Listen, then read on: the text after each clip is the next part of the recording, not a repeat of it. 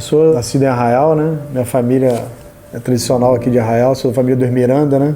O grande lance de escrever a história do Zé Pelina, que caiu, né? Foi porque meu avô foi um dos pescadores que ajudaram no resgate. E quando eu era criança, ele me mostrava esse alicate e contava a história, né, que ele ajudou no resgate da tripulação, do aparelho. E, passado o tempo, ficou na minha família, passou pro meu pai, hoje está comigo, né? E eu ficava me perguntando, será que se um dia eu ainda era solteiro, se eu casar, ter um filho, ele ficar mais velho, contar essa história para os amigos dele, as pessoas vão acreditar que realmente aconteceu um acidente com um dirigível da Marinha Americana aqui no Brasil, principalmente aqui em Arraial do Cabo?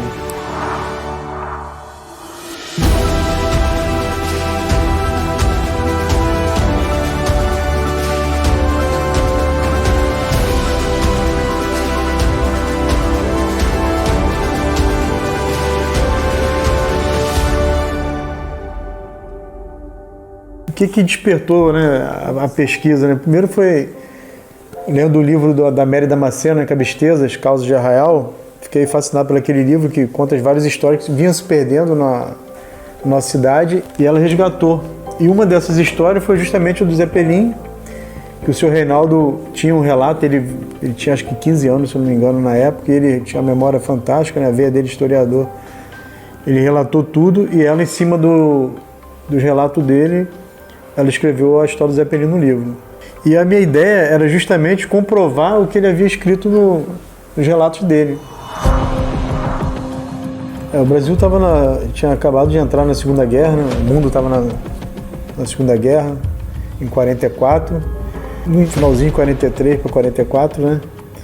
O Brasil realmente entrou na guerra apoiando os aliados.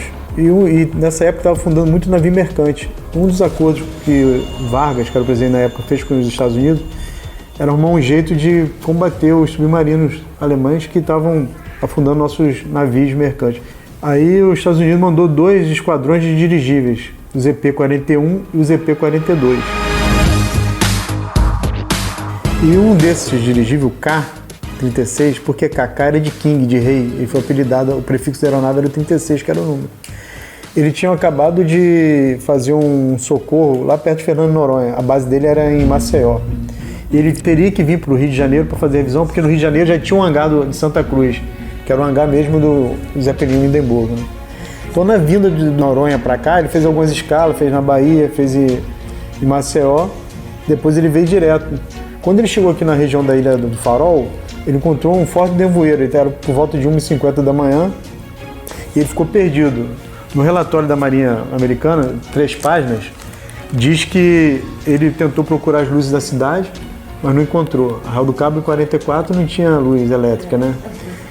Ele procurou a luz do farol, também o farol em época de guerra é apagado. E ele sabia que tinha a ilha, mas ele não tinha a altitude da ilha, então ele optou por aproximar da ilha. Foi o que causou o acidente. Nessa aproximação ele se chocou com a ilha e bateu.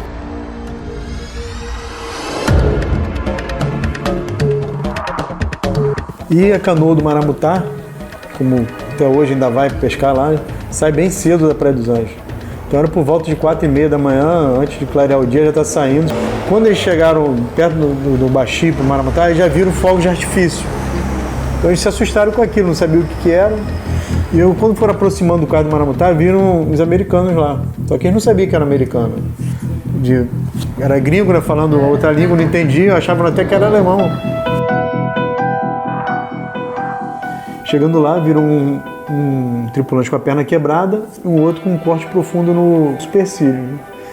E eles fizeram ali uma maca improvisada com o próprio material do dirigível, fizeram a picada, desceram, e a canoa desceram para poder chamar ajuda em Cabo Frio. Arraial do Cabo era uma vila pescadora, tinha menos de 2.000 habitantes. Né? E isso foi passando o dia, né, até conseguirem descer totalmente da ilha e para Cabo Frio, já era por volta de 5 horas da tarde. Trouxeram o médico de Cabo Frio, o Dr. Abel Beranger, que prestou os primeiros socorros e levado para Cabo Frio. Essas aí são as fotos que a gente conseguiu lá também nos Estados Unidos, né? São fotos inéditas aqui no Brasil do acidente. São as 3 únicas fotos que a gente tem conhecimento sobre o acidente. Nessa primeira aí é a lona deflagrada sobre a mata aí na Ilha do Farol. Ao fundo lá a gente vê a Baía do Maramutá. A lona, o Nicomédio da Praia dos Anjos, teve a ideia de pedir o pedaço da lona para fazer uma roupa de pescaria. Como ela era meio emborrachada, né? Acho que eu tenho até um pedaço dela aqui. Então ele teve a ideia de fazer uma roupa de aliado, de pescaria. Então, como os Estados Unidos era aliado na guerra, eles logo apelidaram a roupa de aliado, e ficou roupa de aliado. E até hoje os pescadores usam a roupa de pescaria impermeável e chamam a roupa de aliado, né? Passando aqui pro lado, a gente vê uma parte da tripulação em cima do balão ainda, né? Que a gente chama balão aquele invólucro. Tinha quase 70 metros de comprimento. E se a gente observar um dos pilotos ali, dos americanos, ele está segurando o alicate, que é justamente aquele que meu avô ficou. E aqui por último tem a gôndola, né? Que é o carro, né? Tinha dois motores, um aqui e o outro lá. Aqui tem o prefixo da aeronave, K-36. Teve a lanterna também. O seu Carlinho Tataco da Praia dos Anjos ganhou uma e ele falou que era a sensação quando à noite eles saíam para ir para a igreja, à noite com aquela lanterna. Ele pegou a caixa e ele achou que aquilo era bomba, granada. Aí ele ficou com medo. Ele não, pode ter calma aqui. Aí ele ficou com a caixa de pilhas e a lanterna. E logo foi aportuguesado, né? Porque o americano chama a lanterna de flashlight. E o cabista logo aportuguesou de flashlight. É tudo original aqui. Isso aqui é um holofote de busca. E por aqui. Aqui é um fone, né, que o radioman se comunica dentro da aeronave. E aqui é um holofote de busca. No livro que eu vou mostrar depois de vocês, o piloto conta que foi isso aqui que fez ele iluminarem o caminho dos pescadores. Funciona. Testei, está funcionando. Esse material, quando eu estava fazendo a pesquisa, eu conheci um voluntário do museu nos Estados Unidos, que lá tem o mesmo dirigível que caiu aqui, totalmente restaurado. A sensação que eu tive quando eu cheguei lá, que eu olhei aquilo, eu olhei assim, pô, me espantou o tamanho, né? Eu fiquei imaginando meu avô em 44, Raul do Cabo, uma vila de pescadora. Eu até achado que era um disco voador que tinha caído aqui em Arraial. Tamanho, a impressão que eu tive, né? E lá fui, super bem recebido, o voluntário que me recebeu lá, ele mostrou todo o aparelho e depois eu fui conhecer o piloto do K-110, que foi o dirigível que veio substituir o K-36 que é aqui em Arraial, o Sr. John. Ele ainda está vivo hoje com 101 anos. Ele participou da Segunda Guerra Mundial e depois da Guerra da Coreia. Inclusive ele mandou uma peça pessoal dele, eu fiquei muito honrado. Aí eu fui e mandei emoldurar, tá no meu escritório lá. E o outro foi o livro. Esse livro aqui é o logbook, né, do piloto.